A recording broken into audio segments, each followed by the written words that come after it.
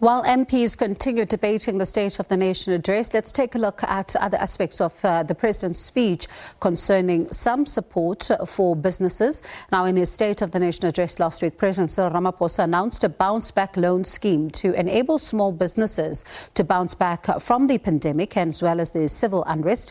He also announced efforts to cut red tape across government. A team also will be headed by Sipho Nkosi, who's the chairperson of the Small Business Institute and former CEO of Exxaro Resources, will be looking at this matter of the red tape. But just how much are these going to help the business community? Let's speak now to Tebogo Khaas. He's the president of the South African SMME Forum. Thank you so much for your time this evening. Let's begin with, this particular issue of the red tape. It's been a long time in the public domain, and some say that it's a little too late. Others react with skepticism. I wonder, what is your reaction then to news that the red tape is receiving attention as far as the presidency? Yeah, thank you so much for having me. We've heard this song before. It was just a different artist. I remember during the tenure of then Minister Mandisa Mpahla as Minister of Trade and Industry, that we started talking a lot about red tape. Yes, there has been some strides made. There has been some gains that we need to recognize that government has made. Certainly, if you look at issues like how the length of time it takes before you get a business registered, that has been dealt with. But the biggest red tape is how SMMEs are treated by public officials and institutions of government in terms of payment cycles. That red tape is there. And that red tape, we need to understand what it is that Mr. Nkosi will do to ensure that payment gets to be done in a manner that is expeditious and not detrimental to small businesses' environment. And it is also a sad indictment on the Minister of both Small Business Department and the Minister of Trade and Industry that the President saw fit to create a position within the presidency, which is just bloating itself also, to look at red tape, which is something that ought to not have happened had those two ministries been doing their perfectly well.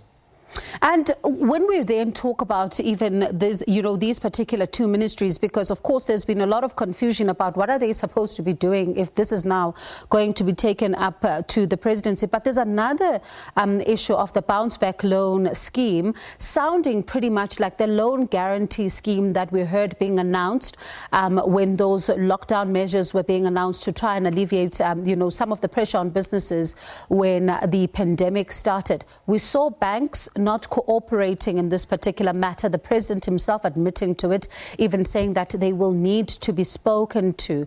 Now the president says that this is going to be working somewhat differently. I wonder, in your view, what do you think is going to be different now, and especially in the fact that black business owners could not even access this loan guarantee scheme? What I always say is when we remain hopeful, they say hope runs eternal, hope springs eternal. But at some point, we have to realize that we have to lose hope, because in Afrikaans, I know that this is an English channel, but in Afrikaans, there's a saying that I'll dry up a hoeren, a blamer net a leleke ding.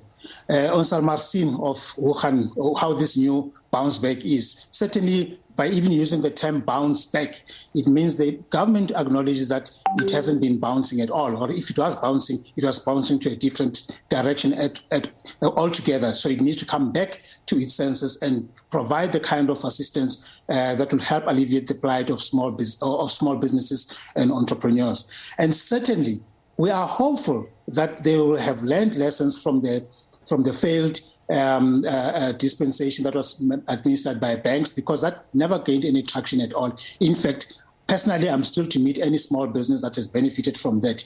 Banks were sitting with piles of loan guarantees, which were never disposed of, except for a few businesses. But we also do understand why banks were not able to loan or to advance those or to make those disbursements under the loan guarantee schemes, because we find that in most instances, small businesses need business support. In other words, government has to work with partners, private sector partners, who devise a business toolkit that will assist SMEs in instances where they need to apply for loans or to access funding or any other assistance that government has put to the fore. And that has not been the case so far.